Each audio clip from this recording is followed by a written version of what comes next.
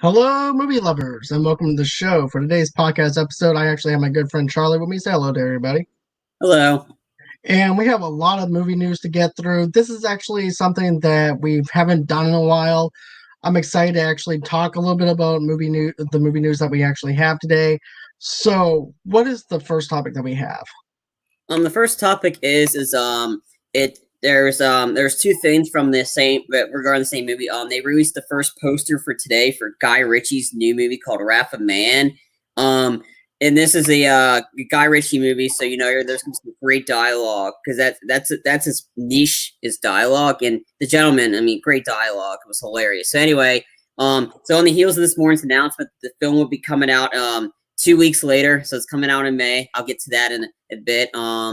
Guy Ritchie is taking to Twitter to unveil the first poster of his latest collaboration with, Jason Statham, his the guy that's worked with him earlier on in the past of Lock, Stock, and Two Smoking Barrels and Snatch, which are great movies, by the way. But again, it's Jason Statham, so essentially, it's called Wrath of Man, and then the trailer is set to arrive on Monday. It's a pretty cool poster. It's Jason Statham kind of looking all like suited up in a sense. Right. And he's got definitely blood on his hands. So Jason Statham's going to be kicking some ass.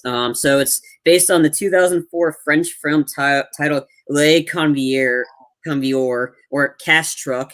The film follows H, a cold and mysterious employee of a cash truck company responsible for moving hundreds of millions of dollars around Los Angeles each week.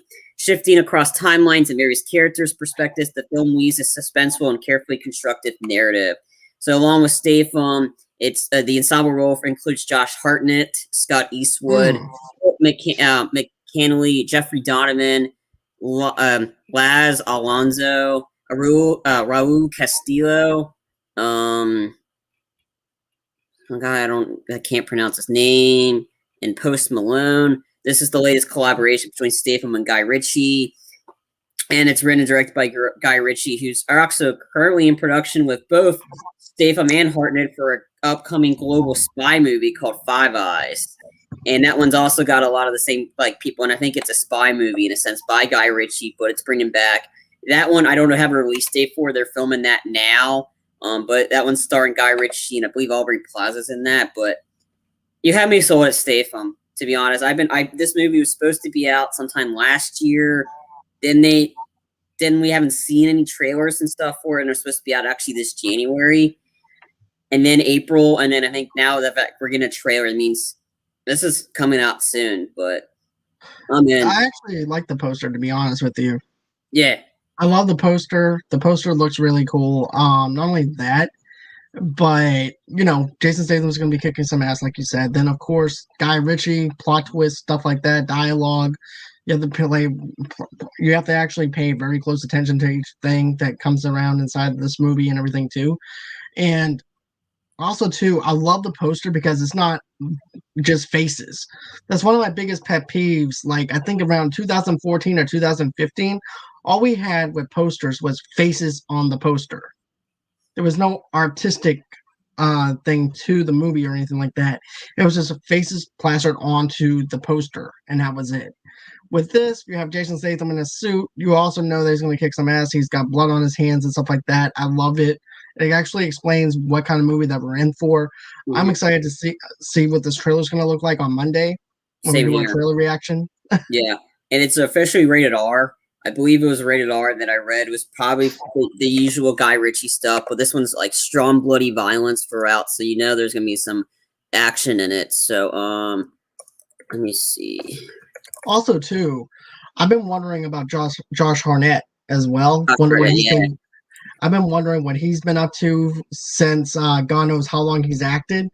Yeah. And it's good to see him back on the screen again. You have Post Malone in there. He's not that greatest actor or whatever, but when it comes down to other people being in this film, Clint Eastwood, then of course Jason Statham, Scott Eastwood. I think that okay. Yeah. Clint Eastwood's son, I think. Yeah, it's Scott Eastwood, Clint Eastwood's son. So yeah, I'm definitely excited about that. Yeah, it's rated R for strong violence throughout, pervasive language, and some sexual references. Which that one, the references doesn't surprise me because Guy Ritchie's gonna he has that kind of dialogue. I mean, in The Gentleman, I mean, there was this Hugh Grant's character is dropping all these sexual references in it when he's talking to Charlie Hunnam the whole time. So I'm not surprised on that part of it, but I figured violence and language are the two big ones. But yeah, I'm excited to see what the trailer looks like. I mean, get to see Jason Statham in a movie. I'm a huge Jason Statham fan, so I'm in. All right. So what else do we have? Alrighty. Next one. Well, since I have it up, we were like, it was just the more regarding news about the Boys season 3.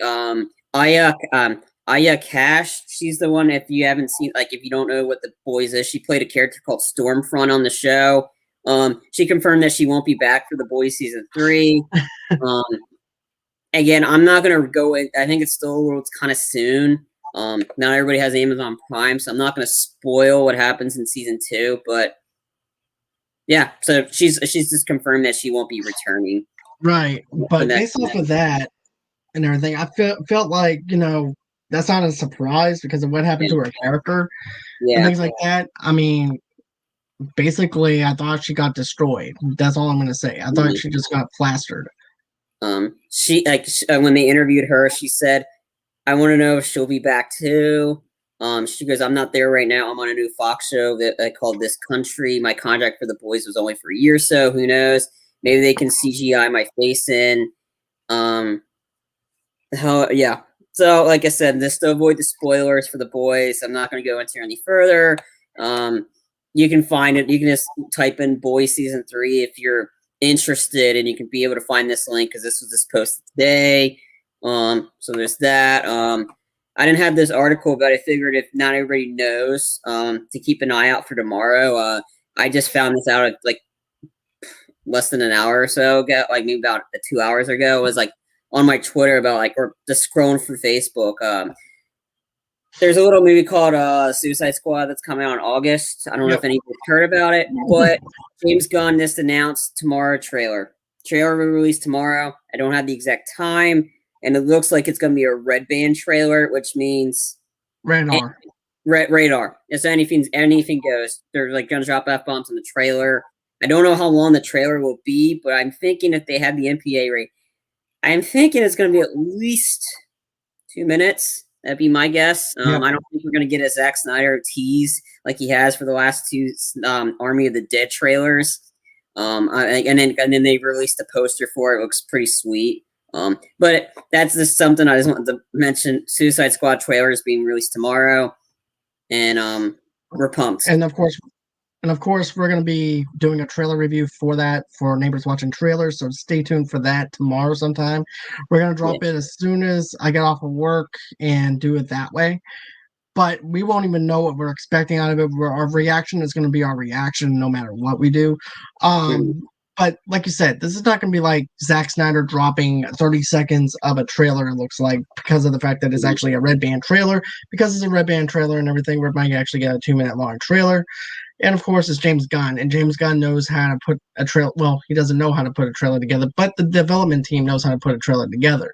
But they know how to sell a movie, and James Gunn is going to probably make sure that nothing is really spoiled when it comes down to the advertising. Yeah, I mean, there's so many. The thing is, you can do a trailer of so many of the other characters, not the main ones, and you can still get people hyped because the thing is, there's so many characters in the Suicide Squad movie that you can just do a trailer with just the minor characters, and people will already be so. I mean, just show a brief glimpse of King Shark. People are going to see this movie. I mean, that's all you got to do. Have him like chomp down on some guy, and people will see this movie. I'm excited. Anyway, just wanted to throw that one out there to everybody that there's a trailer coming tomorrow. Don't know the time, but it's tomorrow. So, the next thing we got on here, I'm pretty excited for this because I haven't finished this, but I currently own it. There's a game there. Sony and Chad Salisky, they're teaming for the Ghost of Tsushima film adaptation. So near a year after the game first hit shelves to rave reviews from critics and gamers alike, I played about an hour or so into it. I know Sean played a lot of this. It's awesome. It make you feel like a samurai. So anyway, Sony Pictures and PlayStation Productions, because this is a PlayStation exclusive, has begun development on a film adaptation of Ghost of Tsushima and entitled John Wick Helmer Chad Zaleski to direct, according to Deadline. So he says we're excited to be. Somebody says we're excited to be partnering with Chad and 8711 Entertainment to bring their vision of Jin's story to the big screen. The guy head of PlayStation Productions said in a statement, "We love working with creative partners like Chad who have a passion for our games, ensuring that we can create rich adaptations that will excite our fans and new audiences." So it's this was the latest PlayStation title to receive a big screen adaptation under the Sony Pictures PlayStation partnership. First big screen product being held is the Tom Holland's Uncharted movie, which is next year, and there's the Last of Us series 2 coming to HBO, which I'm excited for that. Last of Us is fantastic. So the action adventure title. This is this info about the game. It takes place in 1274. Samurai warriors are the legendary defenders of Japan until the fearsome Mongol Empire invades the island of Tsushima, wreaking havoc and conquering the local population. As one of the last surviving samurai, you rise from the ashes to fight back. When honorable tactics won't lead you to victory, you must move beyond your samurai traditions to forge a new way of fighting, the way of the ghost, as you wage an uncontrollable war for the freedom of Japan. Then this goes into more details of the game, but this is huge. Like I said, like I said, I haven't finished it, but what I played of it, it's fun. Like you can turn on like camera filters to make you feel like you're in an Akira Kurosawa movie, and you can make it's all black and white screen, and you can and then there's a button where you can slow like hold your sword, and at the perfect time it comes out and it slices the guy. Cool. This, like I said, I'm excited for this because it's another PlayStation title that's getting the big screen treatment. Like I'm pumped for Uncharted. I think it's gonna be great, but that's I'm probably one of the few people excited for it. But, I'm excited for it, to be honest with you. But with this and everything, I'm intrigued with it because it could go really well with it if Sony is careful at what they're doing. I mean, you got a John Wick guy involved with it, and if choreography, he's the writer. Yeah. The John Wick writer is, matter of fact, they decided to go with the writer of John Wick, which is something that I'm actually excited about because now you actually have good script writing for a project that he might actually be good at. I don't think it's going to be like the paint by the numbers kind of video game to movie adaptation. I think they're going to be very careful with it, and they're going to know what that property is. Yeah. I hope they actually have that slow motion and stuff like that, like you mentioned, when it comes down to killing certain people and things like that, because to me, I can picture it. It feels like a cinematic experience whenever you actually play the video game, and I'm hoping that we get that same type of cinematic experience when we actually get to see him wield the sword and take down these armies and stuff. So I'm very interested. I'm very interested in it. This is my first time even hearing about the video game and stuff. So I might actually check out the game itself to understand the gameplay a lot more. I mean, I played a little bit of it. I liked it. Sean played a lot of it. I think, what I've played of it's fun. Then again, my backlog is so huge. I got so much stuff. And then another one that we didn't talk about, but I saw was in the news. I think one of the other writers that did John Wick, I think Derek, I forgot his last name. Anyway, he I think he wasn't asked to come back to write the next 2 John Wick movies. Everybody's freaking out. Oh, this movie's gonna be that. I'm like, come on, are you really watching a John Wick movie for the plot? Sure, the plot's been decent, but I think third one was all over the place. But then again, I don't watch the John Wick movies for plot. I watch them for Keanu just to kick some ass, and that's it. I think it's to add new fresh blood to it. I mean, the important thing is if they went a whole different direction and they don't have Keanu involved, sure, I'd be concerned. But the fact that Keanu is still involved and they're still doing 2 more movies that they're actually not filming back to back, because I mean, with the COVID, I could see why they were not filming them both back to back. But the fact that we're supposed to get 2 more John Wicks, Chapter 4 and 5. I guess if you got a new fresh take of it, as long as you continue the story, it's fine. I mean, it's like as Right. long as you keep Keanu involved. Well, here's the thing. I'm always glad that there's actually fresh blood when it comes down to the writing, because don't forget, this guy did 3 films of John Wick, and he did a fantastic job on all 3 of those films. And to say, hey, look, I'm gonna go work on another project, and you know, I've done what I could do with the 3 films that I did and I wrote with. They were all 3 successful films.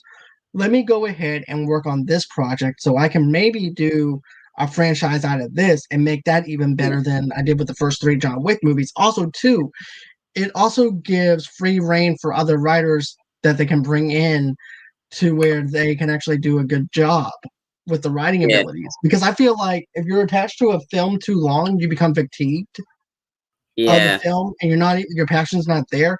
But for a writer to say, hey, look, I'm done with the John Wick series that I've been doing. I'm ready to work on something else. That I had to give him amendments for that because of the fact that he acknowledged the fact that he's ready to move on to something else. It wasn't his decision though. However, it used the creator of it. It says studio making next sequels without him. So this will be the first ones without Derek Kolstad. Oh, Derek. Yeah. So he says he's like at a certain stage studio will tell you create he's still close with the director and still close with the first film, and I don't know what's gonna happen, but he's excited to see it. He says it was not his decision. When you think of the contractually of these things, third one I shared the credit with a number of people. The studio didn't have to come back to me, and so they didn't. So I don't know. It's just I think politics. It's just politics in the studio then. Yeah, but the fact that he still has I don't think they left on bad terms. So right, I think it's just like being a band member, and the band the band member wants to go ahead and work on some other projects. Yeah, I think so. That's what it seems like to me. If he wants to come back, he's more than welcome to come back. That's what it looks like to me. So. Okay, so that was that one. The next two bit and from the next 3 are a lot of DC related movies. First off is the Shazam sequel. I'm pumped for this. Shazam, Theory of the Gods. They added Helen Mirren as a villain. I'm excited for that. Yeah, so it's David F. Sandberg's highly anticipated sequel to his DC Extended Universe hit. Continued to take shape as Oscar winner Helen Mirren has joined the cast of according to Shazam, Theory of the Gods. She will star as Hesperia, a character not originally from the comics, but with a heritage rooted in them, as she's the daughter of Atlas. He was one of the several characters from the publisher to be inspired by the Titan of the ancient Greek mythology, with the most iconic iteration of the character hailing from Jack Kirby in 1975. So she joins cast with breakout Rachel Zegler from West Side Story, though her key role was currently being kept under the Thunderbolt Art Iron Chest.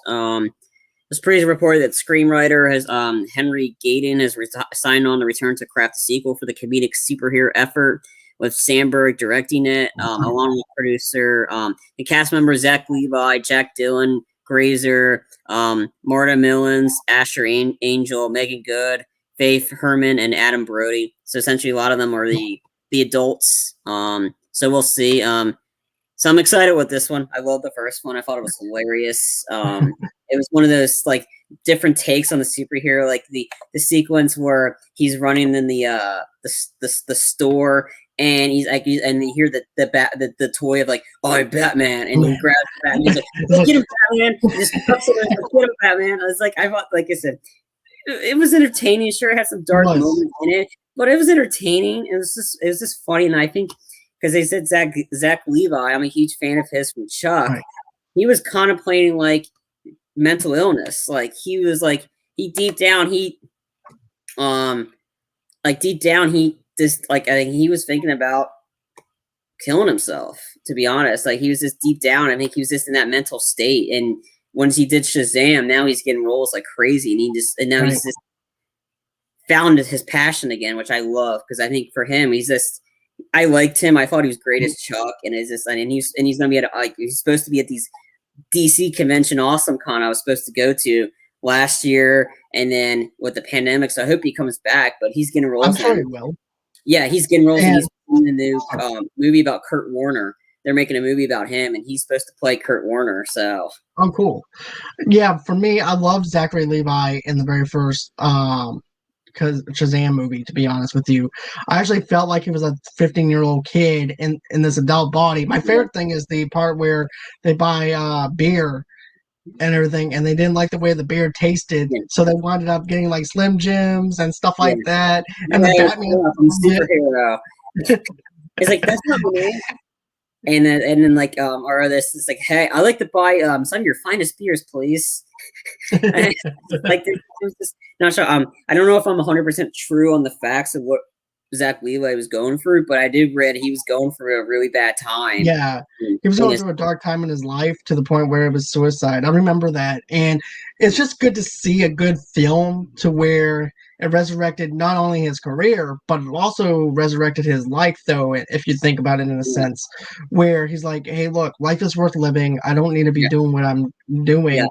And I'm glad that this script, this movie, brought him some life into his life. So that's something I'm really happy with. I mean, I thought it was, like the movie was great. I enjoyed it. And then it was just cool because he's a Black Adam kind of like he's in the Black Adam universe. So The Rock is going to show up at some point because Black Adam is a villain to Shazam.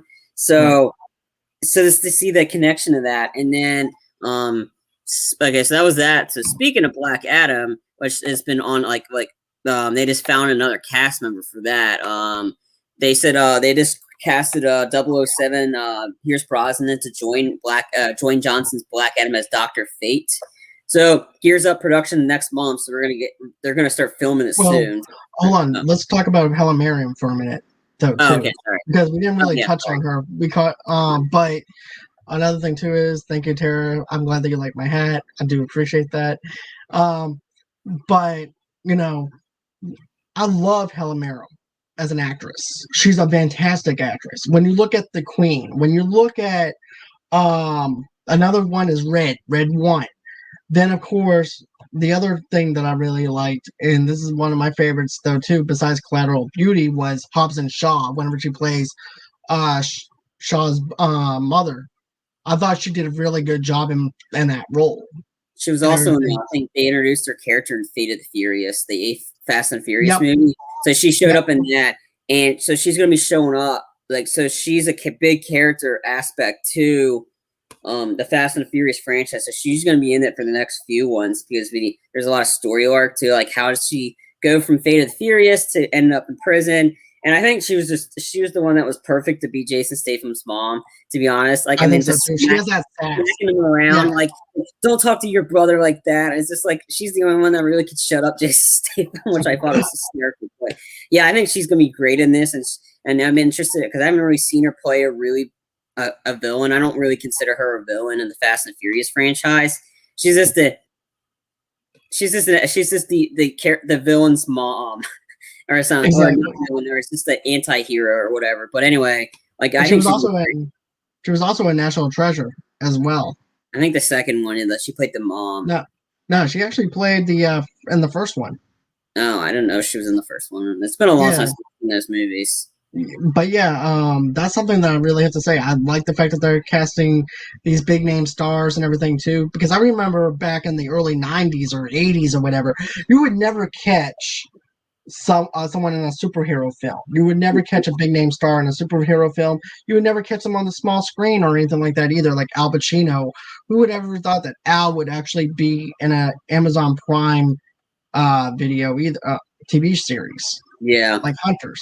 So to see Helen Mirren show up and to be in this type of movie and everything, it makes me excited. I think she's going to add some layers to those characters and everything to where it's not like one-dimensional or anything like that. So that makes me very excited. Now, as far as the former James Bond with Pierce Brosnan, I'm going to go back to that story. Before we get into this one, the release date currently for the new Shazam movie is next November 4th of 2022. I do want to mention that. Okay. That makes sense, though. Yeah, I mean, there's a lot. The last movie opened up in November or December, so yeah, it actually worked for them. during that I think season. the last Shazam that actually opened up in April. Like I know I saw it early because there was like a free some free like fandom show, like special showing before it actually came out to the public. That I got to Yeah, it get. was March 15th. It came Yeah, out. so yeah, I got to see it early for Shazam, which was cool. But yeah, so I think it was March. So I think November is a good time period for it. So we'll see what it does, and it depends what else is coming out at that time. But anyway, sorry, I didn't mean to cut you off. No. I was just gonna let you go back to the story because that was just me introducing the story back into it again. Okay. Uh, so Yeah. with So anyway, Farmer, so since we were talking about Shazam, and I briefly said Shazam is in Black Adam is a villain too, in a sense, going to be at some point to Shazam. They just got another big casting for the Black Adam, long-awaited Black Adam movie with the Dwayne the Rock Johnson, and they casted Pierce Brosnan to join as Dr. Fate. So, and they're going to start production for this movie next month. So that means we're getting close. So this is actually finally happening. thank God. Yeah. It's like, well, I never thought this would actually happen, and for him to play Dr. Fate. Yeah. Dr. Fate is such a badass character. Think of him as like WandaVision, but he's got this really dark mystic powers. And if I could actually put the two of them together, they're both probably, in my opinion, evenly matched when it comes down to their superpowers. Yeah. But oh my God, like in Injustice, the video game, Injustice 2, he is such a badass when it comes down to his powers and stuff. Especially when he's reading from the magical book of magic and stuff like that too. I forgot what it's actually called, the book, but you know, I like Dr. Fate. I love his character. This is something that excites me. I like Pierce Brosnan as an actor. I liked him in of course as 007 before we got this other Daniel Craig's version, but still for 90s James Bond, I thought he did really good with it. Yeah, so his character is a member of the Justice Society of America, and he's the iconic hero Dr. Fate. Then it shows that Dwayne Johnson's Twitter, which I follow him on Twitter anyway. So he's like, such a pleasure to announce the final member of our hashtag Justice Society, the badass statesman, Mr. Pierce Brosnan, as the iconic and all-knowing Dr. Fate. He says, I'm grateful to have such a talented, diverse, and hungry cast. Speaking of the cast, along with Bronson, the roster of Justice Society of America will see Noah Ciento, To All the Boys I've Loved Before, a star as Atom Smasher, Quintessa Swindle, Trinkets as Cyclone, and Aldous Hodge, One Night in Miami as Hallman. The film also stars Sarah Shali, City on a Hill, and Marwan Kenzari, Aladdin, though their roles are going to be kept close to the anti-hero chest. So Johnson's been attached to and developing a Black Adam for over a decade now, with the sometimes supervillain, sometimes anti-hero originally slated to make his anticipated debut in 2019 Shazam, though the studio elected to split the character off into individual films to allow them breathing room and proper development, instead choosing to tease the character as Digimon Huson's original wizard Shazam tells his original origin story to Billy. So he's meant to be directed by Jumaine Colette Serra, the director of the movie The Shallows, with Johnson starring as the titular anti-hero, and Rory Haynes and somebody else writing this current script while somebody else is penning the other one. Film will be the second collaboration between Colette and Johnson, who has been working together on Disney's forthcoming adventure movie Jungle Cruise, which I think looks pretty cool, by the way. So anyway, Black Adam was supposed to hit December 22nd, 2021 this year, however, but was pushed back to an unspecified release date due to the production delays from the global pandemic, and reportedly set to start production next month in Atlanta. Yeah. So, what do you think of the plot, though? I don't know of any of the plot. I don't think they didn't mention the plot in it. It's just Black Adam, so I have no idea who he is. I think they didn't mention the plot. Anything's being kept a wrap. I do have to say this: you couldn't get a better person to play Black Adam than The Rock. Because here's the thing: Billy is the type of person that will smack talk and everything, and I want to see them two just smack talk against each other, one on one. and everything, and see who can actually smack talk the best. It's going to be a WWE kind of style of fighting whenever you look at the two actors fighting off against each other up in the sky and everything. I think this is going to be fantastic. I'm excited for it. I'm excited for Dwayne The Rock Johnson finally getting some light onto the Black Adam project finally. So now we just have to wait and see what this is actually going to look like. Once we actually get the plot details and everything, we'll be back again to talk about that. But for the fact that this is actually happening, I'm excited. Yeah, I am too. I mean, I was going to see it because The Rock's in it, and I'm a huge Rock fan, so I don't care what The Rock's in. I was going to go see it anyway. And then, so moving on to the next DC thing is, earlier this, like, a while ago, I think it might have been last week, they announced, they casted Barry Allen's mom, and as soon as that happened, then Billy Crudup, who played Henry Allen and was originally supposed to play in The Flash, and he was recently seen as him in Zack Snyder's Justice League. He dropped out. So they casted Ron Livingston to replace Billy Crudup as Henry Allen in The Flash. So this Flash movie, it's been in production for years now. I think they just need to get on with it. I think it's like, come on. I mean, like, DC is so far behind. Like, well, I don't know what the heck. Yeah. To be honest with you, I don't even care if they are behind now. Just put out a good movie. That's all I care about now. Forget about playing catch up or anything like that. Don't worry about playing catch up with the MCU. Now is your time to shine while they're getting their building blocks together. You can have your DC movies come out slower and come out right versus having to speed through it and everything. So I think that's the right process to go about it. Forget about trying to catch up with DC. Go on ahead, put out the best movie possible. Fans will love you for it. People will actually go to the theaters because it's a positive word of buzz going out on the streets. So forget about trying to catch up with Marvel. You're not going to catch up with Marvel, but you have a chance to get ahead of Marvel a little bit because of the fact they're still building the building blocks. We don't have any MCU movies at the moment, so now you have a chance to dominate at the box office right now to do what you need to do. And James Gunn's not Justice League, but James Gunn's Suicide Squad is actually the right ticket to actually do that. So, well, I mean, technically, before the Suicide Squad comes out, we'll finally get Black Widow. So that's coming out in July. Suicide Squad's in August. So we'll see. I know Black Widow is going to be a huge success in the theaters because we've been waiting a long time. Not only just a long time for the Black Widow movie since 2010. Yeah. Well, or the release date was supposed to be last May, but pandemic pushed it to November. Then they pushed it again to May. Now they pushed it to July. We haven't had a Marvel movie in theaters since Spider-Man, and that was in July. Right. So I think 2019. People are hungry for a Marvel movie. So I'm pretty sure Black Widow is going to be a success.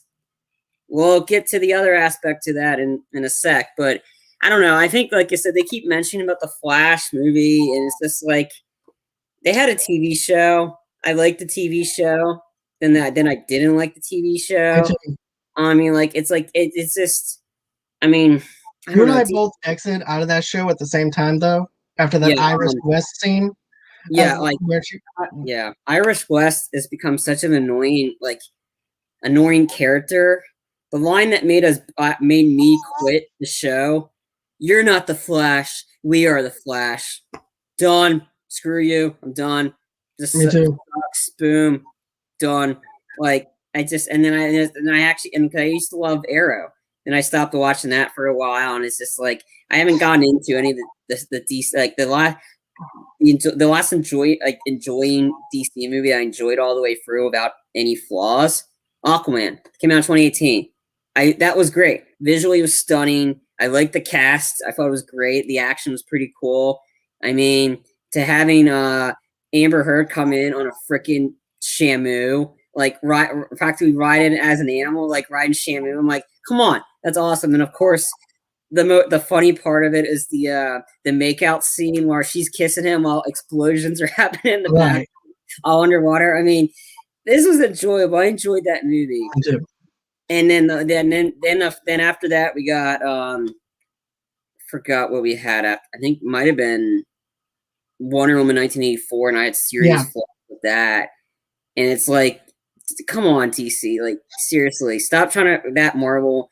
And then again, we'll go more into DC and their plans later on this weekend. We'll be covering that on probably Sunday, right? Would that be right, John? About covering DC's plans and Warner Brothers BS.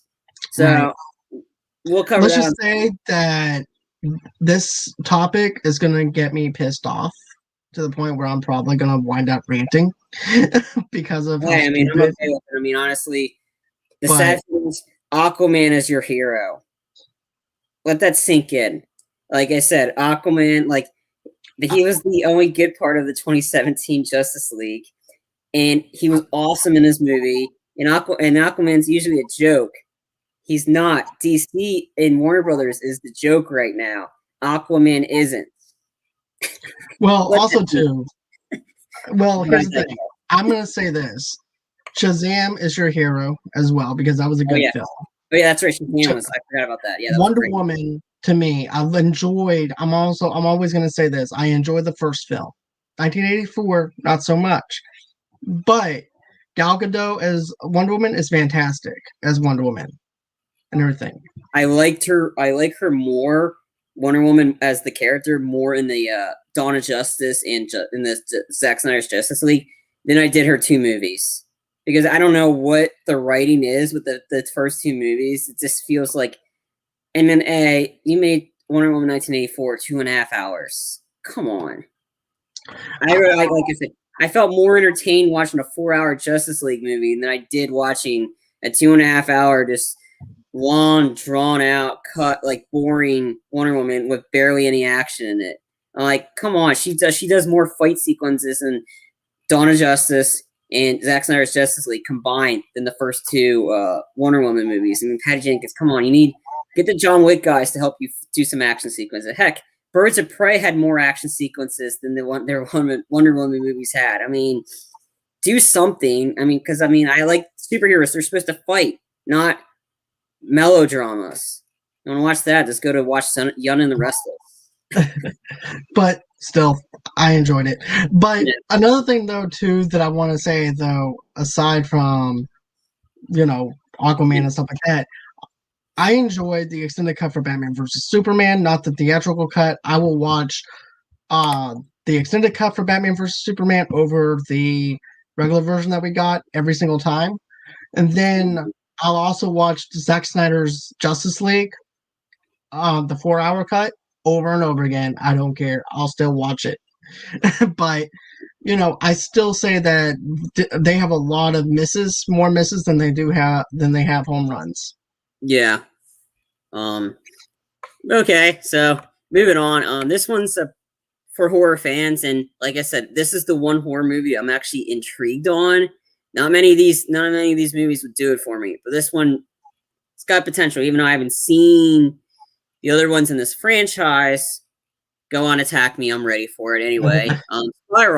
Spiral. It gets a release date shift, and this is for good news. And they said we'll now kick off the summer movie season. So Lionsgate and Twisted Pictures have announced the highly anticipated suspense thriller Spiral from the Book of Saw has shifted its release date and will now kick off summer movie season on May 14th, a full week ahead of its previous release date. So it's like, and then they said, with the movie theaters now open in New York and Los Angeles, moviegoers returning their favorite pastime, Spiral, starring Chris Rock and Samuel L. Jackson. We'll see how long he lasts in this movie. I'm not expecting long. Puts a fresh spin on the favorite franchise. David Spitz, Lionsgate president of distribution, said in a statement, "We know that Saw fans, as well as those experiencing their first Saw adventure, will be on the edge of their seats with this thrilling new film. We are proud to support the exhibitors with one of our most eagerly awaited films. We're confident this film will kick off a robust summer movie-going season."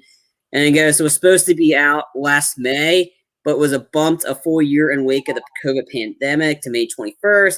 But now theaters opening up around the globe, they decided to move back to May 14th. So it just comes, and this story is by Chris Rock. So anyway, it stars Chris Rock. It's by Chris Rock, who was co-star Samuel L. Jackson, Rock plays a detective investigating a series of grisly crimes, with Jackson playing his father.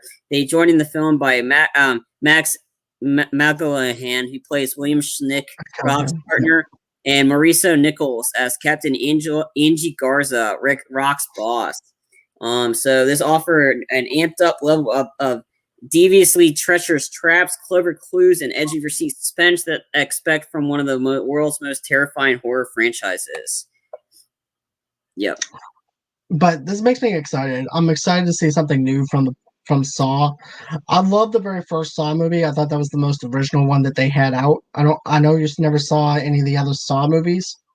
No, I've seen the bits and pieces. I know, like, he's technically an anti-hero, and he's cleaning up the scum of the streets. Like, hey, druggie, do you want to survive? You want to play a game? Okay, you need to get the antidote by driving in some needles, because, you need that fix.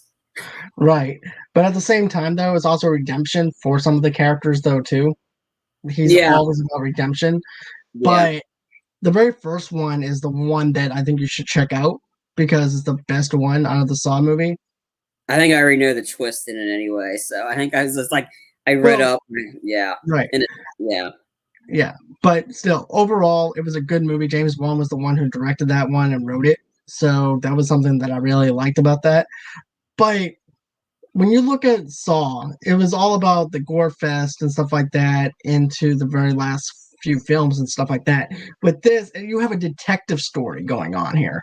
Mm-hmm. I believe that Samuel L. Jackson's going to die, and he's investigating, and Chris Rock's going to be investigating the crime. And that's whenever the movie's going to start, and that's when, as he's getting deeper into it, as Chris Rock's getting deeper, that's when he's going to be discovering the book of Saw. Spiral. Probably, yeah. It's going to have a 7 kind of feel to it, I think.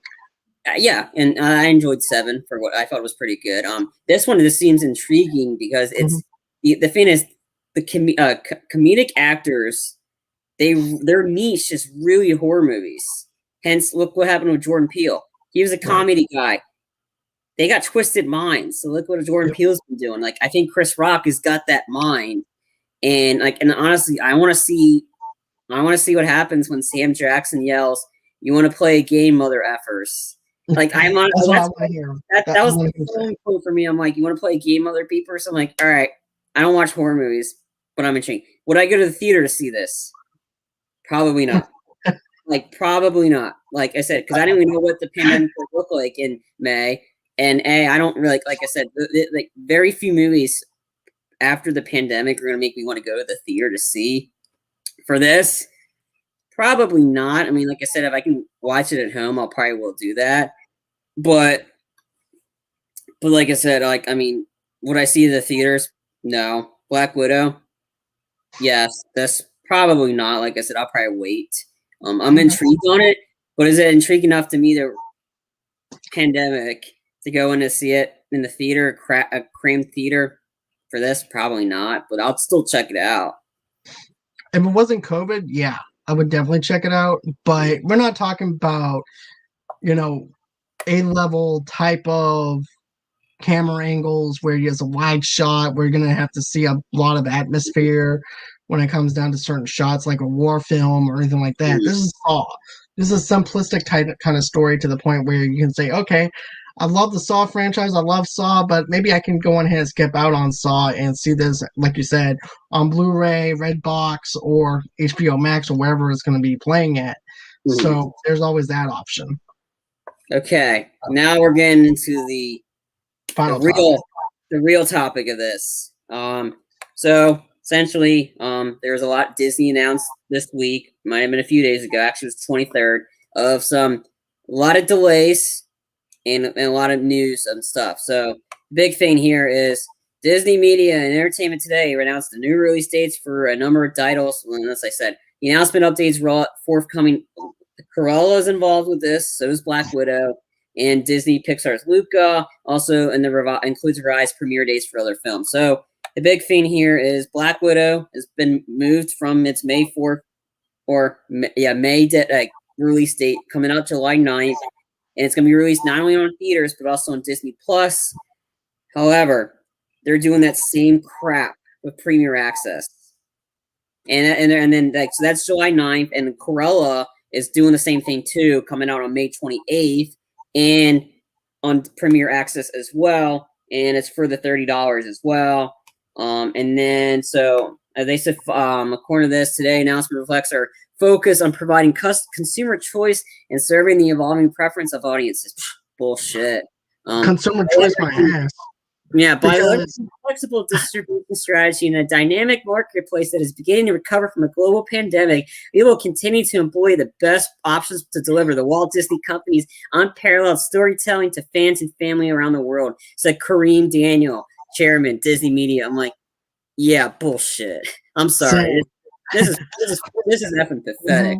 I'm sorry. Okay, let me just say this. You're saying that the CEO is saying this. We're going to give our customers options. What options are you giving us? You're making us pay $30 for a movie that you can't keep.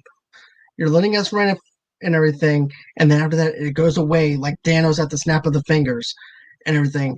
Guess what, guys? Go ahead, support the movie in a movie theater. Do not waste $30 on a movie that you can't even keep. Or because you can spend and then weeks later come on Disney Plus and no charge. You did this with Mulan, and how'd that work out for you? Oh, sure, it's a big success. Define success, because I heard it wasn't successful, and then you're saying Raya the Last Dragon, which sure it's a success in Disney Plus, but imagine if it had been opened in theater. Nobody was going in the theater to see this. Come on, Disney, get your head up your ass. They knew what they were going to do before anything, They knew exactly what they were going for. Not only that, but you want to give us options? How about this? Either we can go out and support this in the movie theater, or you can wait 45 days later and go ahead, drop it on Disney Plus and everything, which will guarantee you more subscribers. More subscribers guarantees you more revenue. More revenue means that you get to push out more stuff. Therefore, you see equal balance. Guess what? You don't know the mechanics of this. You only see it in one perspective. You don't see it in two different perspectives. You know what? You spend $15-$20 going out with your family and everything to, I'm just speculating on how much it actually costs to feed your family at a dinner. But guess what? It's filling. You get to fill yourself. You get to have a conversation with your family and everything during that dinner. And guess what? You get to go on ahead and go to the movie theaters and celebrate this movie with your family and talk about it amongst yourself, amongst other people. And guess what? You have a full stomach, and you also get to have a good time with your family with a lot. It might be maybe a little bit expensive or whatever, but it's not $30 where you don't get to keep the movie or anything like that. You get to have your food that you had with you and to-go boxes, so money's not wasted there. You also have your popcorn and stuff like that at the movie theaters. So it's a win-win situation. And if you really want it like this, you're going to release it in 4K Ultra HD Blu-ray anyway, and that's $30. Jeez, I would rather spend $30 and buy the thing, impulse buy, because I know I'm going to enjoy it. I'm going to spend the $30 anyway to buy it. Why not give us that option? What you should have done for Mulan. Like when I was chatting with Sean a while ago when Mulan came out, Sean's like, really? $30? Jeez, I'd rather buy it. Like, yeah, come on, Disney. I mean, like, look at the HBO Max method.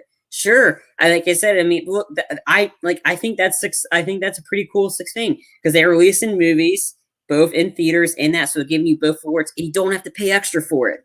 Wow, exactly. Is that a suddenly hard thing to do, Disney? Aren't you like media? Are you money whores or trying to get more money? Seriously, you get plenty of freaking money.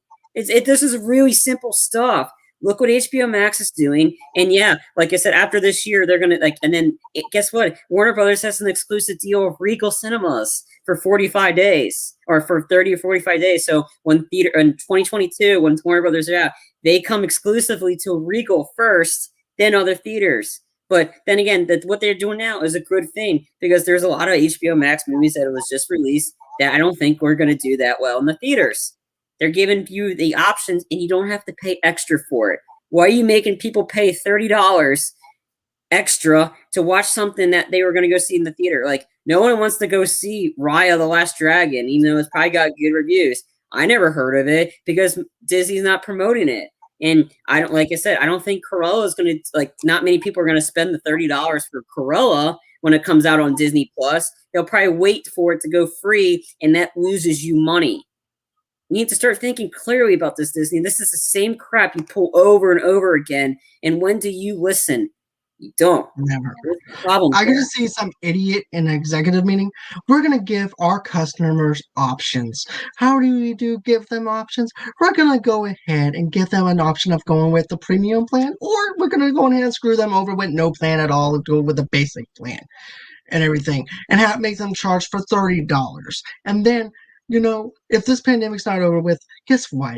We're not going to do anything at all. They're going to keep the premium plan and everything. We're going to keep everything like it is, but it's good to have options. Come on. Options, my ass. Mm-hmm. That's anyway, and another, and then there's some other ones. There's a Disney Pixar movie called Luca. We'll stream it directly into homes worldwide, exclusive on Disney Plus. Oh, and guess what? You don't have to pay $30 for that. That one's exclusive on Disney Plus. The hell? Like I said, no one's heard of Luca. Unless you're the diehard Disney fans. And some other 23 or something like that, or paid attention to whatever that, or attention all that stuff. Anyway, and then they announced some other release dates. For Tai-Chi.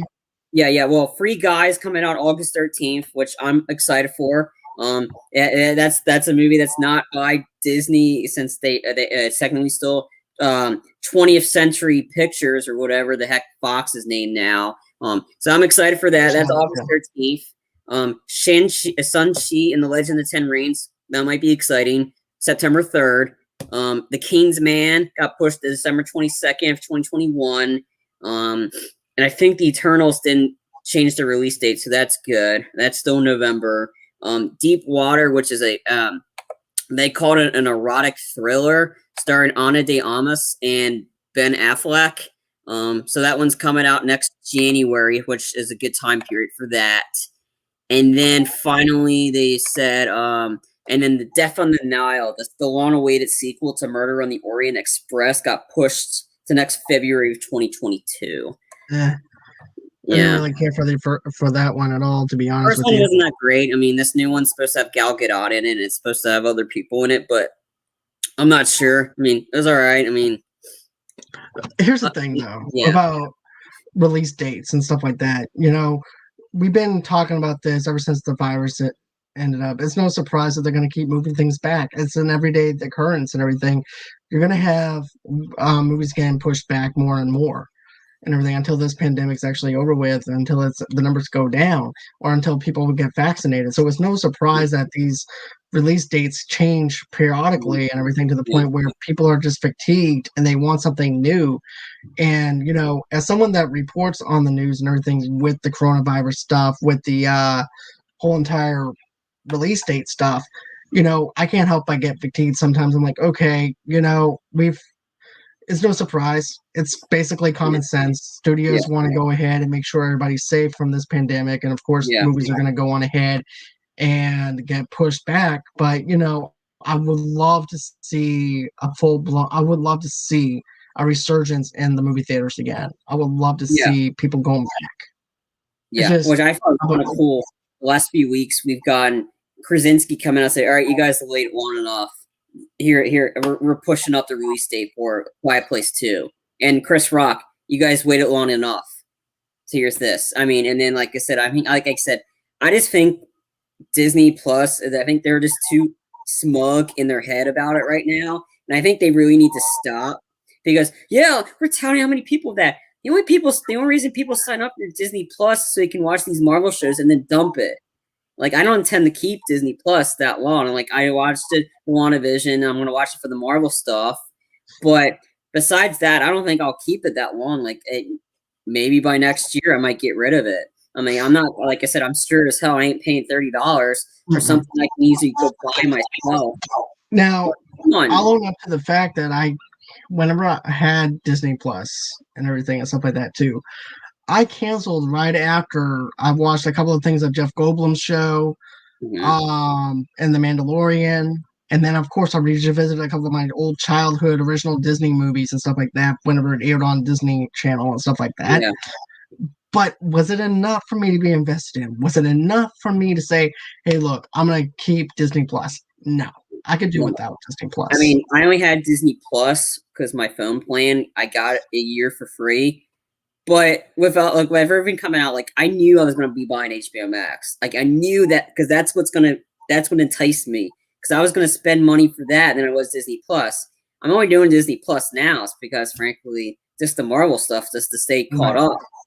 But HBO Max, like I said, my television plan came with HBO Max, and I'm like, okay, it was fine because I was going to pay for it anyway.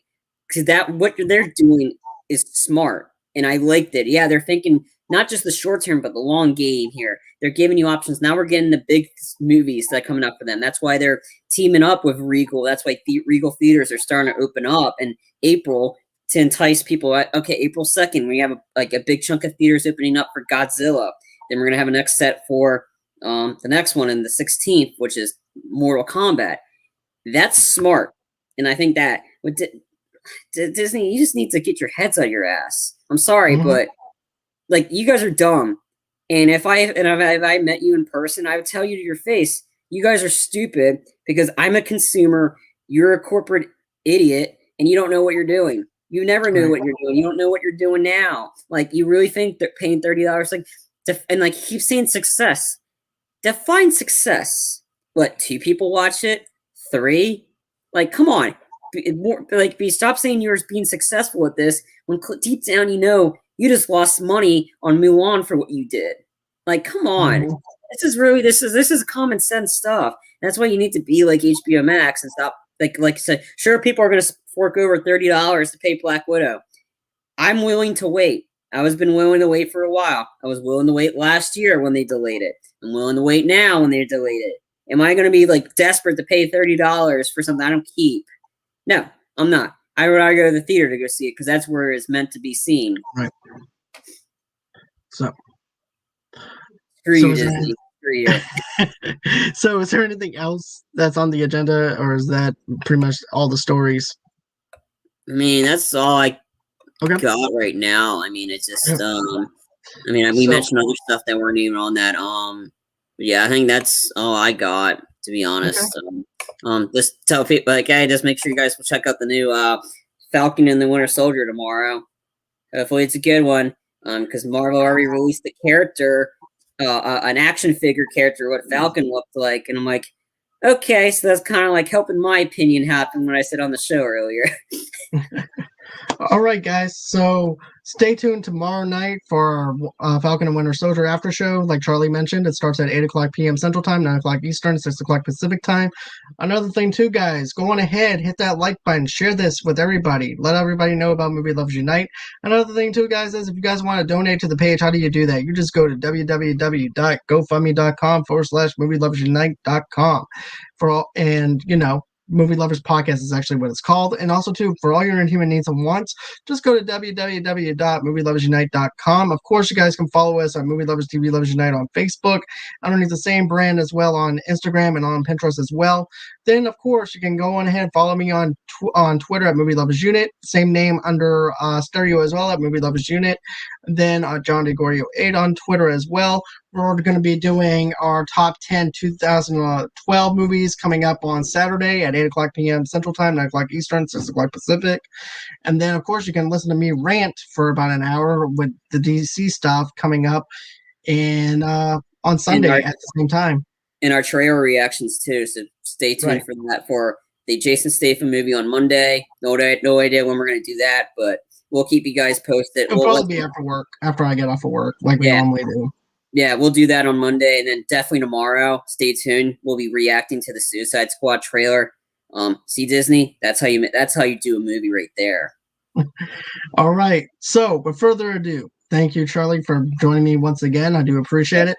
Everyone that watched this video, even though it was maybe for 5, maybe 10 minutes, I do appreciate it. Thank you to our friends inside the live chat as well.